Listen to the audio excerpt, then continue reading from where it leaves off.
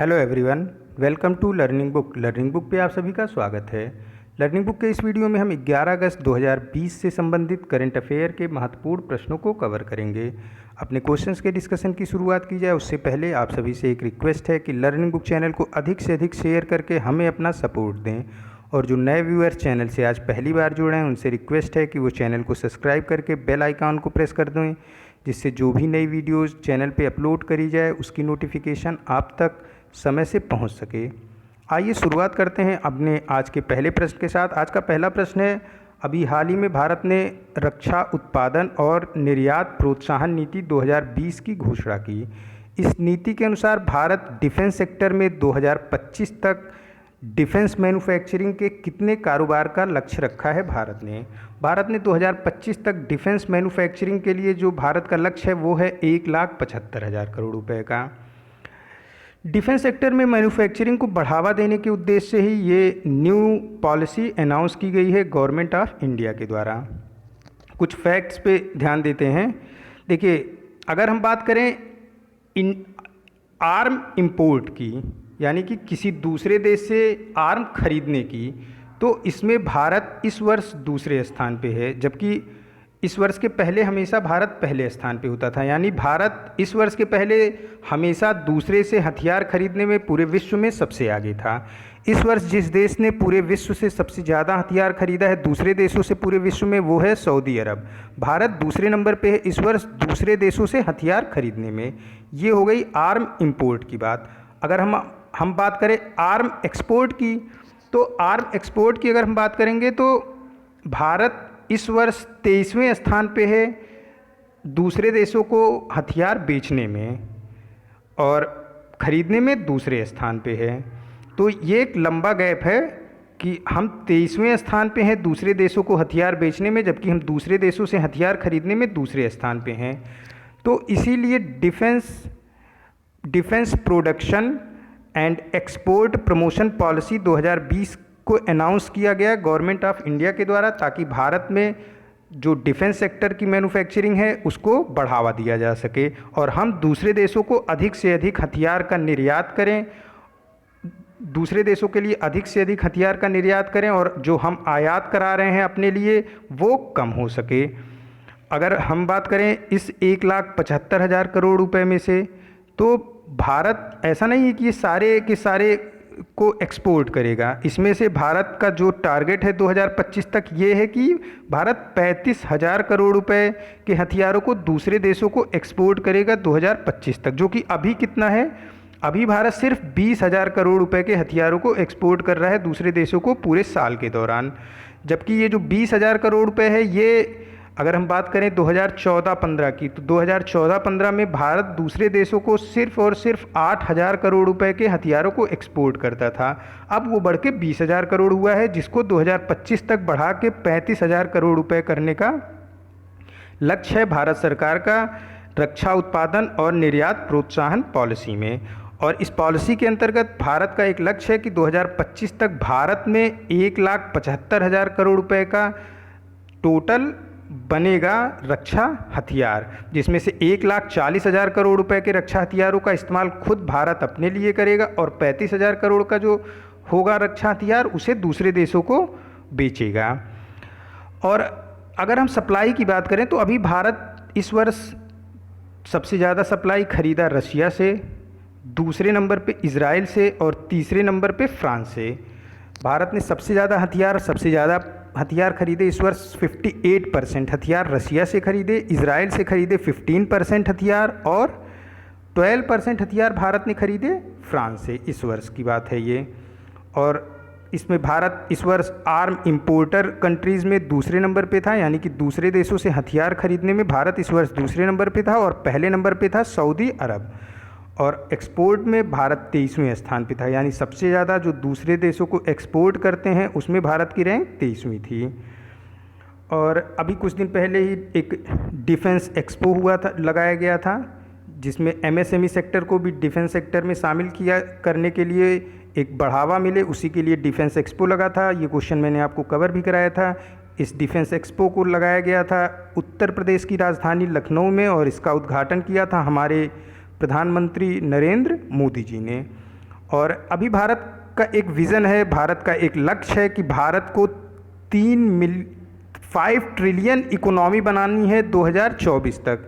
ये government of India का जो है एक लक्ष्य है, इसी लक्ष्य के साथ भारत कार्य कर रहा है। और उसी के तहत ये जो रक्षा उत्पादन और निर्यात प्रोत्साहन पॉलिसी है, ये भारत को 5 ट्रिलियन इकोनॉमी जो बनाने का लक्ष्य है सरकार का 2024 तक, उसमें भी ये पॉलिसी काफ़ी हद तक मदद करेगी। तो ऑप्शन बी इसका करेक्ट हो जाएगा। नेक्स्ट क्वेश्चन है, one nation one ration card योजना में 1 अगस्त 2020 तक कितने राज्य शामिल हो चुके हैं? देखिए, भारत में प्रेजेंट टाइम में कुल 28 राज्य और 8 यूनियन टेरिटरी हैं। देखिए, जब पिछले वर्ष जम्मू कश्मीर से राज्य का दर्जा केंद्र ने वापस लेके उसको यूनियन टेरिटरी बनाया और उसमें से 2 यूनियन टेरिटरी निकली, तो 2 फिर 9 यूनियन टेरिटरी हो गई थी। 28 राज्य और 9 यूनियन टेरिटरी हो गई थी। लेकिन अभी इस वर्ष 26 जनवरी 2020 को दमन दीव और दादर नागर हवेली को मिला के 1 यूनियन टेरिटरी कर दिया गया। तो फिर से कितनी यूनियन टेरिटरी हो गई? कुल 8 यूनियन टेरिटरी हो गई। तो 28 राज्य और 8 यूनियन टेरिटरी, टोटल 36 हो गए। इन 36 में से कुल 24 राज्य और यूनियन टेरिटरी 1 अगस्त 2020 तक one nation one ration card योजना में शामिल हो चुके हैं। और one nation one ration card योजना की जो डेडलाइन है ये 31 मार्च 2021 है। यानी कि 28 राज्य और 8 यूनियन टेरिटरी सभी को 31 मार्च 2020 तक one nation one ration card में शामिल होना अनिवार्य कर दिया गया है केंद्र सरकार के द्वारा। क्या है ये one nation one ration card?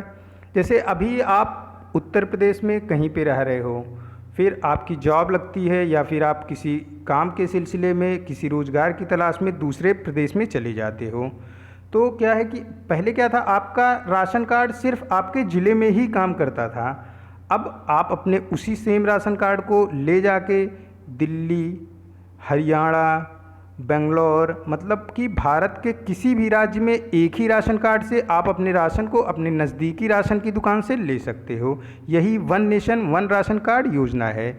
इसके तहत अभी 24 राज्य शामिल हो चुके हैं। जो लेटेस्ट में अभी 3 शामिल हुए हैं, ये हैं मणिपुर, नागालैंड और यूनियन टेरिटरी जम्मू और कश्मीर और उत्तराखंड। ये 4 अभी लेटेस्ट में शामिल हुए हैं। पहले 20 थे, अब ये बढ़ के संख्या कितनी हो गई? 24। हमारे खाद्य और सार्वजनिक वितरण मंत्री रामविलास पासवान हैं, जबकि फूड प्रोसेसिंग इंडस्ट्री मिनिस्टर कौन है? हरसिमरत कौर बादल हैं। नेक्स्ट क्वेश्चन है कि देखिए, भारतीय रेलवे बुनियादी ढांचे के काम को आसान बनाने के लिए पहली बार न्यू ट्रैक कंस्ट्रक्शन मशीन का उपयोग कर रही है। कौन सी कंपनी इस परियोजना पे कार्य कर रही है जिसमें न्यू ट्रैक कंस्ट्रक्शन मशीन का उपयोग किया जा रहा है? ये मशीन है ये कंपनी है जो ये परियोजना पे काम कर रही है, dedicated freight corridor corporation of India limited. ये मिनिस्ट्री ऑफ रेलवे के अधीन ये कार्य करती है। देखिए, फ्राइट कॉरिडोर एक वर्ड आ रहा है, क्या है ये फ्राइट कॉरिडोर? देखिए, 2 तरीके की ट्रेनें हैं। एक ट्रेन जो यात्रियों को एक स्थान से दूसरे स्थान ले जाती है, दूसरी ट्रेन जो कि सामानों को, जो गुड्स को एक स्थान से दूसरे स्थान ले जाती है। तो जो मालगाड़ी होती है उस पे सामान जाते हैं और यात्री गाड़ियों पे क्या होता है? यात्री यात्रा करते हैं। तो अभी भारत में क्या है, मालगाड़ी और यात्री गाड़ी सेम एक ही पटरी पर चलते हैं, जिसकी वजह से क्या होता है कि यात्री गाड़ी तो लेट होती है, साथ ही साथ जो मालगाड़ी है वो भी बहुत लेट हो जाती है। तो इससे क्या है कि रेलवे जो है, जो रेलवे से माल ढुलाते हैं लोग, जो बिजनेसमैन हैं या फिर कोई रेलवे की मदद से एक स्थान से दूसरे स्थान पर सामान को ले जाना चाहते हैं मालगाड़ी के थ्रू, वो अवॉइड करते हैं क्योंकि ये काफ़ी लेट हो जाती है। कई बार तो ये 10-10 दिनों तक लेट हो जाती है क्योंकि एक ही पे चलती है। तो पैसेंजर जो ट्रेन होती है उसको पहले अहमियत दी जाती है और उसे पास कर दिया जाता है। मालगाड़ी 2-2, 3-3, 4-4 घंटे हर स्टेशन पे लेट होती रहती है। तो अब जो धीरे धीरे ये रेलवे का जो माल ढोने का है ये अपनी साख खोता जा रहा था। तो इसीलिए क्या किया गया, फ्राइट कॉरिडोर बनाया जा रहा है जिस पे सिर्फ और सिर्फ मालगाड़ी चलेंगी। और अभी भारत में 2 फ्राइट कॉरिडोर पे काम चल रहा है और 2021 तक इसको पूरा करने का लक्ष्य रखा गया है। ईस्टर्न फ्राइट कॉरिडोर जो कि लुधियाना को डंकुनी वेस्ट बंगाल से जोड़ेगा, और वेस्टर्न फ्राइट कॉरिडोर जो कि दादरी उत्तर प्रदेश को जवाहरलाल नेहरू पोर्ट महाराष्ट्र से जोड़ेगा। इसी पे कार्य करते समय ही नई ट्रैक निर्माण मशीन का उपयोग किया जा रहा है। पहले क्या, अभी तक कैसे था, ये मैनुअल तरीके से कामगारों द्वारा, लेबर द्वारा जो है ये पटरियों को बिछाया जाता था। तो कामगार और लेबर जब पटरियों को बिछाते थे तो एक दिन में लगभग 150 से 200 मीटर ही पटरियों को, ट्रैक को बिछा पाते थे। लेकिन इस मशीन से काम करने से, न्यू ट्रैक कंस्ट्रक्शन मशीन से जो निर्माण हो रहा है उसमें लगभग 1.5 किलोमीटर ट्रैक बिछाने संभव हो जा रहा है एक ही दिन में। और इसको कौन कर रहा है इस काम को? Dedicated freight corridor corporation of India limited. अब ये फ्राइट कॉरिडोर, क्योंकि ये फ्राइट कॉरिडोर यानी मालगाड़ी के लिए बनाया ही जा रहा है, इसीलिए freight corridor corporation of India limited इसको बना रहा है। रेलवे की कुछ और यहाँ पे न्यूज़ को देखते हैं। 2027 तक भारत 151 ट्रेनों को क्रमबद्ध तरीके से निजी हाथों में सौंपने की योजना बना रहा है, जिससे रेलवे को 30,000 करोड़ रुपए का निजी क्षेत्र में 30,000 करोड़ रुपए का निजी क्षेत्र का निवेश रेलवे में होने की संभावना है। भारतीय रेलवे, इसका हेडक्वार्टर नई दिल्ली में है। हमारे रेलवे मिनिस्टर पीयूष गोयल हैं, जो कि रेलवे मिनिस्टर होने के साथ ही साथ minister of commerce and industries भी हैं। और जो रेलवे बोर्ड ऑफ इंडिया है, इसके चेयरमैन विनोद कुमार यादव हैं। ऑप्शन बी करेक्ट हो जाएगा। नेक्स्ट क्वेश्चन है, नई दिल्ली में लोकमान्य तिलक के स्वराज आत्मनिर्भर भारत के विषय पर एक अंतर्राष्ट्रीय वेबिनार का आयोजन किया गया। इस आयोजन को किस संगठन ने किया? इस आयोजन को किया भारतीय संस्कृति संबंध परिषद ने। ऑप्शन डी करेक्ट हो जाएगा। इसका उद्घाटन हमारे गृह मंत्री अमित शाह जी ने किया। ये वर्चुअल था और अमित शाह जी ने वर्चुअल तरीके से इसका उद्घाटन भी किया। अब जब बात आ रही है लोकमान्य तिलक की, तो बात कर लेते हैं लाल बाल पाल, लाला लाजपत राय, बाल गंगाधर तिलक, इन्हीं को लोकमान्य तिलक भी कहते हैं, और बिपिन चंद्र पाल। ये तीनों लोग स्वदेशी मूवमेंट के, भारत में जब स्वतंत्रता आंदोलन चल रहा था तो उस समय स्वदेशी मूवमेंट में अहम भूमिका इन तीनों लोगों ने निभाई थी। स्वदेशी मूवमेंट क्या था कि पूरे देश में स्वदेशी मूवमेंट फैलाने में लाल बाल पाल का बहुत ही बड़ा हाथ था। ये लोग एक्सट्रीमिस्ट नेता थे, यानी कि गरम दल के नेता थे, और इन लोगों ने स्वदेशी मूवमेंट को भरपूर सपोर्ट दिया और पूरे देश में फैलाने में मदद की थी। स्वदेशी मूवमेंट में जो विदेशों से सामान आते थे उनका उपयोग करने के लिए लोगों को जागरूक करते थे कि अगर हम विदेशों के सामान का उपयोग बंद करेंगे तो हमारा देश मजबूत स्थिति में आएगा। यही स्वदेशी मूवमेंट था। और आपको पता भी है कि कपड़ों की होली जलाई गई थी, स्वदेशी सामानों, जो बाहर से सामान आते थे उनकी होली जलाई गई थी। लोगों को घर घर पे जो है चरखा चला के सूत काटने के लिए कहा गया था, ताकि हम खुद अपना सामान बना सकें। यही स्वदेशी मूवमेंट था। इसमें विदेशी सामानों की होली जलाई गई थी। और प्रमुख कार्य इसमें लाल बाल पाल का था, और उसमें भी अगर सबसे प्रमुख देखेंगे तो लोकमान्य तिलक यानी बाल गंगाधर तिलक का था। इन्होंने ही स्वराज का नारा भी दिया था। अब स्वराज 2 आत्मनिर्भर, इस पे ही आयोजन किया गया। इस आयोजन को किया गया लोकमान्य बाल गंगाधर तिलक की 100वीं पुण्यतिथि पर।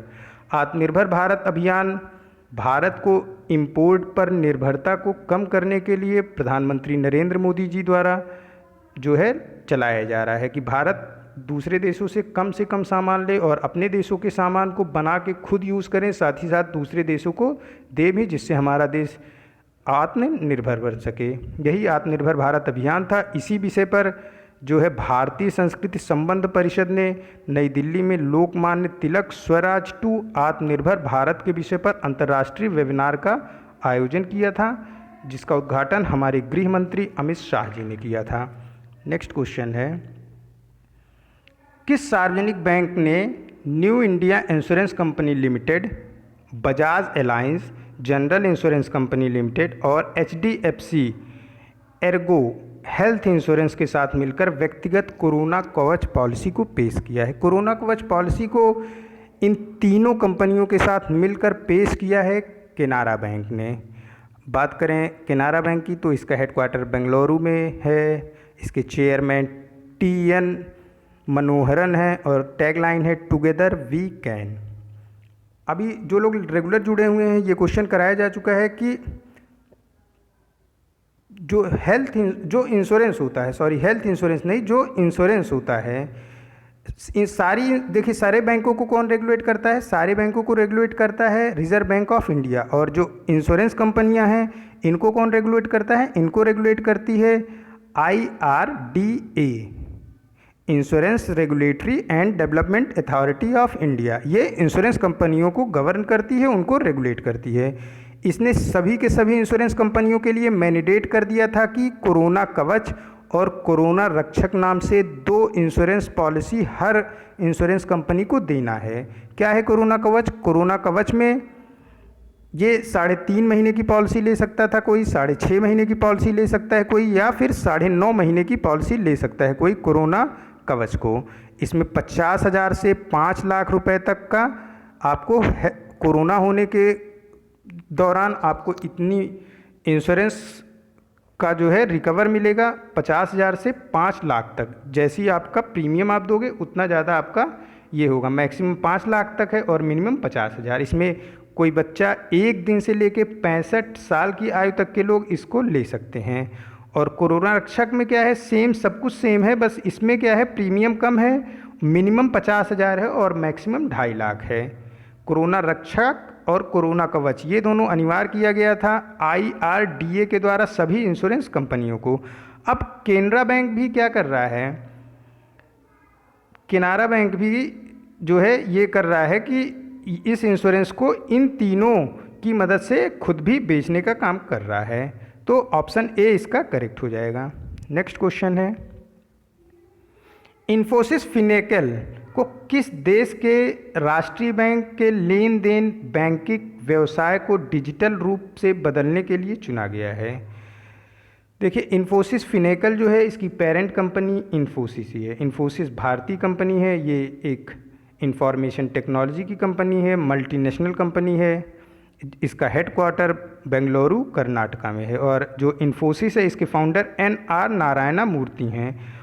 इन्फोसिस की ही मददगार कंपनी है, यानी इन्फोसिस फिनेकल की पेरेंट कंपनी इन्फोसिस है। इन्फोसिस फिनेकल क्या करता है? Infosys Finacle core banking product बनाता है जो कि बैंक को डिजिटल बैंक बनाने में कार्य करता है।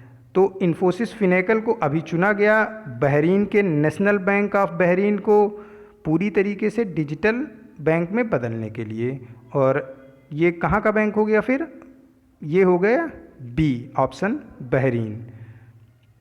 नेक्स्ट क्वेश्चन है, रक्षा मंत्रालय और प्रशासनिक सुधार और लोक शिकायत विभाग दोनों मिलकर किस IIT के साथ शिकायतों के समाधान के लिए आर्टिफिशियल इंटेलिजेंस और मशीन लर्निंग का उपयोग करने के लिए किस IIT के साथ इन्होंने समझौता किया है? तो रक्षा मंत्रालय और प्रशासनिक सुधार और लोक शिकायत विभाग दोनों ने IIT कानपुर के साथ ये समझौता किया है कि जो है आर्टिफिशियल लर्निंग का उपयोग करके, आर्टिफिशियल इंटेलिजेंस का उपयोग करके और मशीन लर्निंग का उपयोग करेंगे ये IIT कानपुर की मदद से, और जो शिकायतें हैं उसका समाधान करेंगे।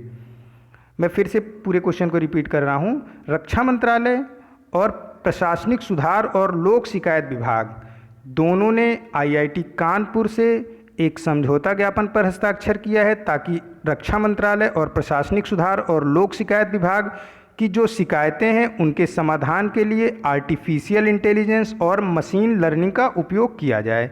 इसमें इसकी मदद कौन करेगा? इस दोनों रक्षा मंत्रालय और प्रशासनिक सुधार और लोक सेवा विभाग की मदद करेगा IIT कानपुर।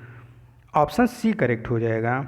और डिफेंस एक्विटाइजेशन कमेटी जिसके अध्यक्ष खुद रक्षा मंत्री होते हैं, जो कि हमारे राजनाथ सिंह हैं रक्षा मंत्री इस समय।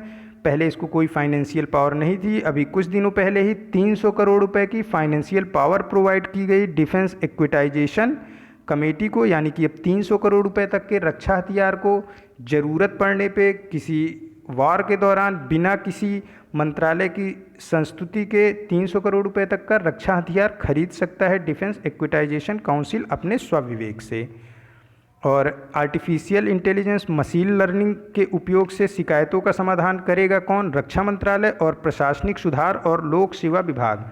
प्रशासनिक सुधार और लोक सेवा मंत्रालय जो है, लोक शिकायत मंत्रालय, ये इसके मंत्री कौन है? डॉक्टर जितेंद्र सिंह, जो कि नॉर्थ ईस्ट डेवलपमेंट के मंत्री भी हैं। और हमारे रक्षा मंत्रालय के मंत्री कौन हैं? ये हैं राजनाथ सिंह। नेक्स्ट क्वेश्चन है, किस राज्य सरकार ने महिलाओं को आर्थिक सशक्तिकरण को समर्थन देने के लिए हिंदुस्तान यूनिलीवर लिमिटेड, P&G यानी कि प्रॉक्टर एंड गैम्बल और ITC के साथ समझौता ज्ञापन पर हस्ताक्षर किया है?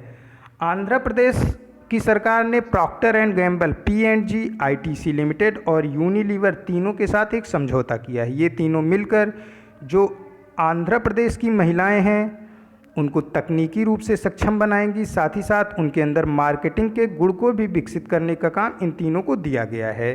जो सेल्फ हेल्प ग्रुप हैं आंध्र प्रदेश के, उनकी मदद करेंगे ये तीनों, प्रॉक्टर एंड गैम्बल, ITC और यूनिलीवर। इससे क्या होगा कि जो आंध्र प्रदेश की महिलाएं हैं उनके अंदर एक आत्मनिर्भरता बढ़ेगी।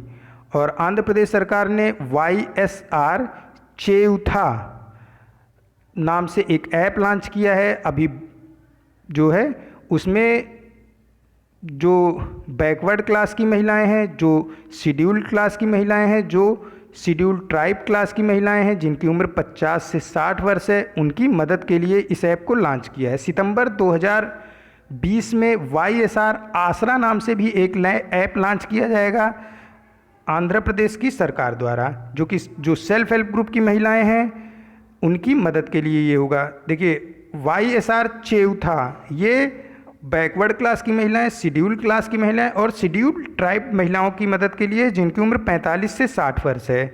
जो YSR आसरा नाम का ऐप लॉन्च होगा सितंबर में, ये सेल्फ हेल्प ग्रुप की सभी महिलाओं के लिए है। उसमें मतलब कि कोई BC, SC या फिर ST महिलाओं के लिए स्पेशल नहीं है, जबकि YSR चेयुथा ये BC, ST और SC महिलाओं के लिए स्पेशल है। आंध्र प्रदेश के जो मुख्यमंत्री हैं इनका नाम है जगन मोहन रेड्डी। जगन मोहन रेड्डी ने अभी कुछ दिन पहले ही सेल्फ हेल्प ग्रुप की महिलाओं के लिए 0 इंटरेस्ट पर लोन की योजना भी लॉन्च की। और इन्होंने MSME सेक्टर के लिए रिट्रीट कार्यक्रम का भी आयोजन किया। साथ ही साथ YSR निर्माण पोर्टल भी लॉन्च किया गया जगन मोहन रेड्डी द्वारा। YSR निर्माण पोर्टल क्या है कि अब जो आंध्र प्रदेश सरकार है ये लोगों से सीमेंट को खरीदेगी और जो भी डिपार्टमेंट सीमेंट का उपयोग करते हैं वो सरकार से लेंगे। ये जो YSR निर्माण पोर्टल है, इस पे जो सीमेंट विक्रेता हैं उनसे गवर्नमेंट कहेगी या आप हमको इतना सीमेंट चाहिए, आप कितने में दे सकते हो। तो जो सबसे कम रेट लगाएगा सीमेंट का, गवर्नमेंट उससे सीमेंट खरीद के अपने गोडाउन में उसको रखेगी, फिर ज़रूरत के समय अलग अलग डिपार्टमेंटों को उनके ज़रूरत के हिसाब से सीमेंट देगी। और रक्षाबंधन नाम से भी एक अभियान चलाया आंध्र प्रदेश की सरकार ने, जिसमें कि महिलाओं और बच्चों को साइबर क्राइम के प्रति जागरूक करने का अभियान था, जिसका नाम रक्षा था। तो इतना हो गया रक्षाबंधन, YSR निर्माण, MSME के लिए रीस्टार्ट कार्यक्रम, सेल्फ हेल्प ग्रुप की महिलाओं के लिए 0 इंटरेस्ट पर लोन, YSR आसरा जो कि सितंबर में लॉन्च होगा, YSR चेयुथा जो कि बैकवर्ड क्लास, शेड्यूल्ड क्लास और शेड्यूल्ड ट्राइब की महिलाओं के लिए है। ये सभी कुछ किसका था? आंध्र प्रदेश सरकार का था। नेक्स्ट क्वेश्चन है, 27 अक्टूबर 2020 को HDFC के MD और CEO के रूप में किसे नियुक्त किया गया? देखिए 27 अक्टूबर 2020 को रिटायर हो रहे हैं HDFC के CEO और MD आदित्य पुरी। ये रिटायर हो जाएंगे अक्टूबर में, 26 अक्टूबर को ये रिटायर हो जाएंगे। और अगले दिनों से 27 अक्टूबर से ही नियुक्ति कर दी गई है शशिधर जगदीशनन की, ऑप्शन डी। इनको आगे आने वाले 3 सालों के लिए HDFC का MD और CEO नियुक्त किया गया है। HDFC का जो हेडक्वार्टर है ये मुंबई में है और एचडीएफसी का शेयर खरीदा है किसने? जो जैसे हमारे यहाँ का रिजर्व बैंक है, सेंट्रल बैंक कौन है हमारे यहाँ का, जो गवर्निंग बैंक है सारे बैंकों का, वो रिजर्व बैंक ऑफ इंडिया है। उसी तरीके से जो चाइना का गवर्निंग बैंक है, पीपुल बैंक ऑफ चाइना, उसने एचडीएफसी के 1.01% शेयर को खरीदा है। एचडीएफसी के नए एमडी और सीईओ जो कि अक्टूबर में ज्वाइन करेंगे, उनका नाम शशिधर जगदीशनन है। ऑप्शन डी करेक्ट हो जाएगा। नेक्स्ट क्वेश्चन है, उस व्यक्ति का नाम बताइए जिसने रीएक्स कॉनलाइव में संयुक्त राष्ट्र संघ और आई कांगो का कर्मवीर चक्र प्राप्त किया। ये हैं सुनील यादव एसएस। रीएक्स कॉनलाइव ये आईआईटी दिल्ली ने होस्ट करा और इसी में रीहोस्ट कॉनलाइव जो कि आईआईटी दिल्ली ने होस्ट करा, इसमें ही यूनाइटेड नेशन और अंतर्राष्ट्रीय परिसंघ द्वारा स्थापित पुरस्कार कर्मवीर चक्र दिया गया। ये दिया गया सुनील यादव एसएस को। सुनील यादव एसएस ये एसएस मोटिवेशनल चैनल के संस्थापक हैं और इनका नाम सुनील यादव है। 2019 में ये चैनल जो है ये टेलीग्राम चैनल है। इसमें 2019 में 127 मिलियन लोगों ने इनके जो वीडियो थे उसको देखा। ये सामाजिक मुद्दों से संबंधित वीडियो को बनाते हैं, इसीलिए इनको यूनाइटेड नेशन और अंतर्राष्ट्रीय परिसंघ द्वारा स्थापित पुरस्कार कर्मवीर चक्र को दिया गया रेक्स कॉनलाइव में, जो कि आईआईटी दिल्ली ने होस्ट करा था। और साथ ही साथ इनको Bravo international book of world record में भी जगह मिली, क्योंकि इनके पास टेलीग्राम पर सबसे ज़्यादा सब्सक्राइबर होने का भी रिकॉर्ड इनके नाम रहा 2019 का। और 2019 में इन्हें राष्ट्र प्रेरणा पुरस्कार, अतुल्य भारती आइकॉन नाम से भी जो पुरस्कार थे वो इन्हीं सुनील यादव को ही मिले। इन्होंने एक बुक भी लिखी है जिसका नाम है सीक्रेट बिहाइंड सक्सेस। साथ ही साथ इनको मोस्ट पॉपुलर मोटिवेशनल चैनल के लिए इंडिया बुक ऑफ रिकॉर्ड का भी पुरस्कार दिया गया। ऑप्शन सी करेक्ट हो जाएगा कि रेक्स कॉनलाइव में संयुक्त राष्ट्र और आईकांगो का कर्मवीर चक्र दिया गया सुनील यादव को, और रेक्स कॉनलाइव का आयोजन करा आईआईटी दिल्ली ने। तो इसका कौन सा ऑप्शन करेक्ट हो जाएगा? इसका सी ऑप्शन करेक्ट हो जाएगा। नेक्स्ट क्वेश्चन है, health care technology innovation centre HTIC के साथ हेलिक्सॉन हेल्थ केयर सॉल्यूशन ने संयुक्त रूप से कोविड-19 के लिए अपनी तरह का पहला रिमोट रोगी निगरानी उपकरण विकसित किया। HTIC किस आईआईटी का स्टार्टअप है? HTIC ये स्टार्टअप है आईआईटी मद्रास का। HTIC और हेलिक्सॉन हेल्थ केयर सॉल्यूशन दोनों ने मिलकर एक इंस्ट्रूमेंट बनाए जो कि रिमोट से काम करता है। वो इंस्ट्रूमेंट जैसे देखिए, कोई कोविड-19 का पेशेंट है तो वो इंस्ट्रूमेंट उसको पहले दिन ही दे दिया जाएगा और उसको बता दिया जाएगा कि आपको जब बोला जाए तो आप इसको ऐसे पहनना। फिर डॉक्टर या हेल्थ वर्कर उसको ऑन करके दूर से ही ऑन कर देंगे और वो इंस्ट्रूमेंट उस पेशेंट का टेम्परेचर, उस पेशेंट का जो ऑक्सीजन लेवल है ब्लड में वो, साथ ही साथ उसका ब्रीथिंग रेट क्या है और उसकी हार्ट बीट क्या है, इसकी पूरी तरीके से एक्यूरेट जानकारी देगा ये रिमोट रोगी निगरानी उपकरण। और डॉक्टर और हेल्थ वर्कर इसे दूर से ही जान लेंगे। कोविड-19 प्रसार की संभावना तब बढ़ जाती है जब एक दूसरे के टच में रोगी किसी के संपर्क में आता है, तो जितनी दूरी रहेगी उतना ही अच्छा रहेगा। इसीलिए ये रिमोट से काम करने वाला निगरानी उपकरण है जिसे एक बार पेशेंट को बताया जाएगा, इसको उंगलियों पे पहनना होता है। उंगली पे पहनने के बाद ये पेशेंट का temperature, oxygen, breathing rate, heart beat, इस सब की एक्यूरेट जानकारी डॉक्टर को मिल जाएगी और अकॉर्डिंगली डॉक्टर पेशेंट को दवा दे सकेगा। इसको विकसित किया है आईआईटी मद्रास ने। ऑप्शन सी करेक्ट हो जाएगा।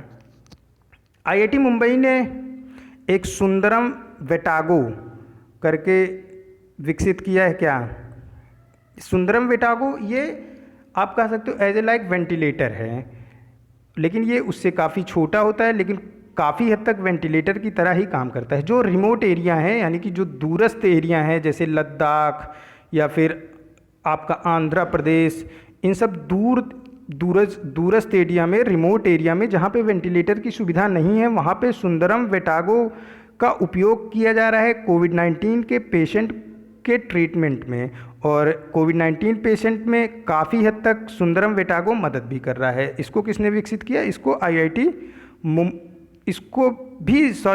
मद्रास ने ही विकसित किया। आईआईटी मद्रास ने किसको विकसित किया? एक तो ये विकसित किया उसने कि रिमोट रोगी निगरानी उपकरण। फिर आईआईटी मद्रास ने ही सुंदरम वेटागो नाम से एक रिमोट एरिया के लिए वेंटिलेटर विकसित किया, जो कि कोविड-19 के पेशेंट को काफ़ी हद तक मदद कर रहा है। आईआईटी दिल्ली ने nano safe solution, IIT Delhi का एक स्टार्टअप है जिसका नाम है नैनो सेफ सॉल्यूशन, ये एन सेफ नाम से मास्क बना रहा है। इस मास्क को 50 बार धुलाई के बाद तक यूज़ किया जा सकता है। आईआईटी रोपर ने वार्ड बॉट नाम से एक रोबोट बनाया था, जो कोविड-19 पेशेंट का वार्ड है वहाँ पे जाके उनको दवा पहुँचाने का काम, साथ ही साथ उनको भोजन पहुँचाने का काम कर रहा है वार्ड बॉट, जिसे कि बनाया था किसने? आईआईटी रोपर ने। आईआईटी मुंबई ने एक स्मार्ट स्टेथोस्कोप बनाया, जो कि दूर से ही जो कोविड-19 पेशेंट हैं उनके हार्ट बीट को सुन सकता है। स्टेथोस्कोप आपने देखा होगा कि डॉक्टर 2 कानों में लगाते हैं और फिर एक आपके चेस्ट पे या फिर पीठ पे रख के आपके हार्ट बीट को सुनने का काम करते हैं। इसको स्टेथोस्कोप बोलते हैं। तो स्मार्ट स्टेथोस्कोप है, ये बिना पेशेंट को टच किए ही हार्ट बीट को डॉक्टर को सुना सकता है। तो देखिए, आईआईटी मद्रास का सुंदरम वेटागो और रिमोट रोगी निगरानी उपकरण है। आईआईटी दिल्ली का एन सेफ करके जो है ये मास्क है, जो कि 50 बार धुलाई के बाद 50 बार धुलाई तक पहना जा सकता है, रीयूजेबल है 50 टाइम्स तक धुलने तक। और आईआईटी रोपड़ ने वार्ड बॉट बनाया है, आईआईटी मुंबई ने स्मार्ट स्टेथोस्कोप बनाया है। नेक्स्ट क्वेश्चन है,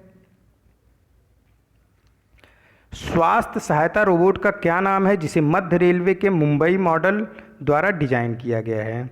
इसका नाम है रक्षक। कोविड-19 प्रसार को रोकने में मदद करेगा रक्षक जो पैसेंजर आते हैं उनका टेम्परेचर, पल्स, ऑक्सीजन को खुद ही मेजर कर सकता है। साथ ही साथ ये सैनिटाइजेशन का भी काम करा सकता है जो पैसेंजर हैं या किसी भी व्यक्ति के लिए, और ये मेडिसिन और फूड को भी वितरित कर सकता है रक्षक। और सबसे खास बात रक्षक की ये है कि रक्षक डॉक्टर और पेशेंट के बीच वीडियो संचार का भी काम करा सकता है। तो जो मध्य रेलवे के मुंबई मंडल द्वारा तैयार किया गया रोबोट है, स्वास्थ्य सहायता रोबोट है, उसका क्या नाम है? ऑप्शन सी, रक्षक नाम है।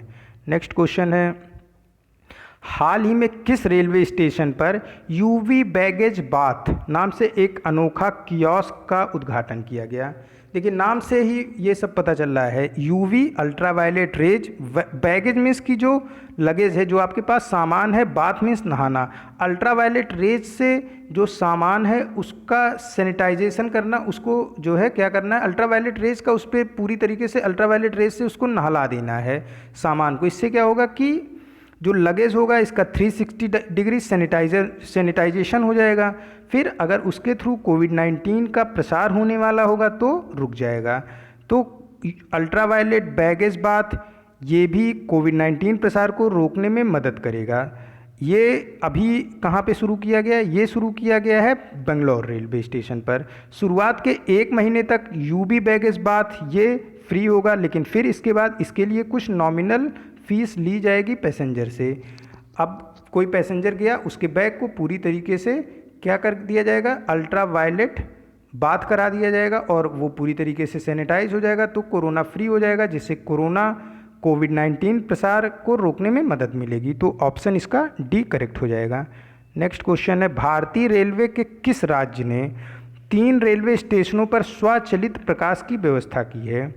देखिए, पश्चिम मध्य रेलवे के अधीन आता है मध्य प्रदेश। मध्य प्रदेश का 3 स्टेशन जबलपुर, नरसिंहपुर और भोपाल, यहाँ तीनों पे स्वचालित प्रकार की व्यवस्था करी गई भारतीय रेलवे के द्वारा। क्या है स्वचालित प्रकाश?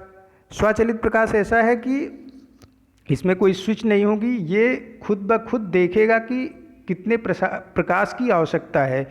यानी तेज़ धूप में ये अपने आप ऑफ हो जाएगा और जब अंधेरा होना शुरू होगा तो जितना अंधेरा होगा उसी हिसाब से इसकी लाइट धीरे धीरे, जैसे शाम का समय थोड़ी कम लाइट होगी, जब पूरी तरीके से अंधेरी रात आ जाएगी तो इसकी लाइट अपने आप बढ़ती चली जाएगी। यही स्वचालित प्रकाश है कि उजाले के अनुसार ही ये प्रकाश को देगा। दिन के समय जब कड़ी धूप होगी तो ये अपने आप स्विच ऑफ हो जाएगा, बदली के टाइम ये फिर से ऑन हो जाएगा और रात के समय ये सबसे अधिक उजाला देगा।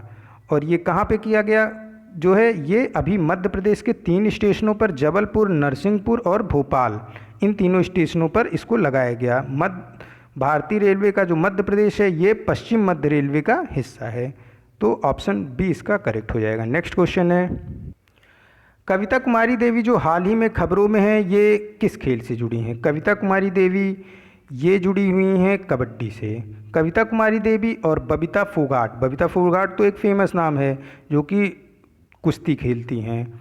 बबीता फोगाट और कविता कुमारी देवी दोनों को हरियाणा के उप निदेशक खेल का पद मिला है, यानी उप निदेशक खेल हरियाणा के रूप में दोनों की नियुक्ति की गई है। इसीलिए दोनों ही फेमस हैं, दोनों ही का नाम अभी हाल में ही खबरों में आया। बबीता फोगाट को सभी जानते हैं, ये कुश्ती खेलती हैं, और जो कविता देवी हैं इन्होंने भारत के लिए कई सारे पदक जीते हैं और अब इनको जो है हरियाणा के उप खेल निदेशक के पद के रूप में नियुक्ति दी गई है। तो कविता देवी ये क्या खेलती हैं? कबड्डी खेलती हैं। नेक्स्ट क्वेश्चन है, अगस्त 2020 में निधन हो चुका है जॉन ह्यूम का। ये किस श्रेणी के नोबेल पुरस्कार विजेता हैं? जॉन ह्यूम, इनकी जो निधन हुआ ये 83 वर्ष की आयु में हुआ। इनको 1998 में नोबेल प्राइज़ दिया गया था शांति के क्षेत्र में, और ये आयरलैंड के एक राजनेता हैं। ये एकमात्र ऐसे व्यक्ति हैं जिनको गांधी शांति पुरस्कार, नोबेल शांति पुरस्कार, मार्टिन लूथर किंग पुरस्कार मिला है। ये पूरे विश्व के अकेले ऐसे व्यक्ति हैं जॉन ह्यूम जिनको तीनों शांति पुरस्कार, गांधी शांति पुरस्कार, नोबेल शांति पुरस्कार और मार्टिन लूथर किंग पुरस्कार पाने वाले इकलौते ये व्यक्ति हैं पूरे विश्व के। तो ऑप्शन सी करेक्ट हो जाएगा। जॉन ह्यूम को शांति का नोबेल पुरस्कार मिला था 1998 में। नेक्स्ट क्वेश्चन है, ऑनलाइन शिक्षा के लिए ई ज्ञान मित्र मोबाइल ऐप किस यूनियन टेरिटरी के प्रशासक द्वारा विकसित किया गया? इसको विकसित किया गया दादर नागर हवेली और दमन और दीव के प्रशासक द्वारा। कौन है वहाँ का प्रशासक? यहाँ के प्रशासक हैं प्रफुल्ल पटेल। ये यूनियन टेरिटरी है। देखिए 26 जनवरी 2020 से पहले भारत में कुल कितनी यूनियन टेरिटरी थी? कुल 9 यूनियन टेरिटरी थी, लेकिन दादर नागर हवेली, दमन और दीव इन दोनों को मिलाकर एक यूनियन टेरिटरी कर दिया गया और फिर से अब 8 यूनियन टेरिटरी हो गई हैं भारत में। और इसके पहले कितनी थी? 9 थी। 9 कैसे हुई थी? जब 5 अगस्त 2019 को हटाया गया क्या धारा 370 जम्मू कश्मीर से, तो टोटल 9 यूनियन टेरिटरी हो गई थी। 28 राज्य और 9 यूनियन टेरिटरी हो गए थे। लेकिन फिर दादर नागर हवेली और दमन और दीव को 26 जनवरी 2020 को एक यूनियन टेरिटरी कर दिया गया, तो फिर से टोटल भारत में 28 राज्य और 8 यूनियन टेरिटरी हो गई। तो ऑनलाइन शिक्षा के लिए ई ज्ञान मित्र मोबाइल ऐप को दादर नागर हवेली और दमन और दीव यूनियन टेरिटरी द्वारा विकसित किया गया है। कोविड-19 के दौरान, लॉकडाउन के दौरान जो स्टूडेंट हैं, जो छात्र हैं, उनकी पढ़ाई सुचारू रूप से चले, इसीलिए विभिन्न प्रदेशों द्वारा, विभिन्न यूनियन टेरिटरियों द्वारा अपने तरीके से कार्य किया जा रहा है। उसी क्रम में ई ज्ञान मित्र मोबाइल ऐप को लॉन्च किया दादर नागर हवेली, दमन और दीव ने। हरियाणा ने जियो टीवी के साथ ऑनलाइन क्लासेस चलाने के लिए समझौता किया। जम्मू कश्मीर और झारखंड ने दूरदर्शन के साथ ऑनलाइन क्लासेस चलाने के लिए समझौता करा, जबकि जम्मू कश्मीर ने ऑल इंडिया रेडियो के साथ भी वॉइस क्लास, यानी कि जिसमें सिर्फ आवाज़ सुनाई देगी, ऐसे क्लास के लिए जम्मू कश्मीर ने ऑल इंडिया रेडियो के साथ समझौता किया, और जिसमें वॉइस और बोर्ड दोनों दिखाई दे उसके लिए दूरदर्शन से समझौता किया। बिहार ने उन्नयन कार्यक्रम चलाया, साथ ही साथ मेरा मोबाइल मेरा विद्यालय नाम से ऐप लॉन्च किया। मध्य प्रदेश ने ई लर्निंग ऐप को लॉन्च किया। शिक्षा मंत्रालय द्वारा कई सारे ऐप और पोर्टल लॉन्च किए गए ऑनलाइन शिक्षा के लिए, जिसमें महत्वपूर्ण है दीक्षा, शगुन, ई पाठशाला, स्वयं प्रभा, नेशनल डिजिटल लाइब्रेरी। ये दीक्षा शगुन, ई पाठशाला, स्वयं प्रभा, नेशनल डिजिटल लाइब्रेरी, इन सबको लॉन्च किया हमारे शिक्षा मंत्रालय ने। शिक्षा मंत्रालय क्यों बोला जा रहा है? क्योंकि अभी नई शिक्षा पॉलिसी आई जिसमें ह्यूमन रिसोर्स डेवलपमेंट मिनिस्ट्री का नाम बदलकर शिक्षा मंत्रालय कर दिया गया, जिसके मंत्री रमेश पोखरियाल निशंक हैं। और नेक्स्ट क्वेश्चन है, थुड्डी यूरो लिप्पारा पहाड़ी जिसे जैव विविधता विरासत का दर्जा मिला हुआ है, ये किस राज्य में है?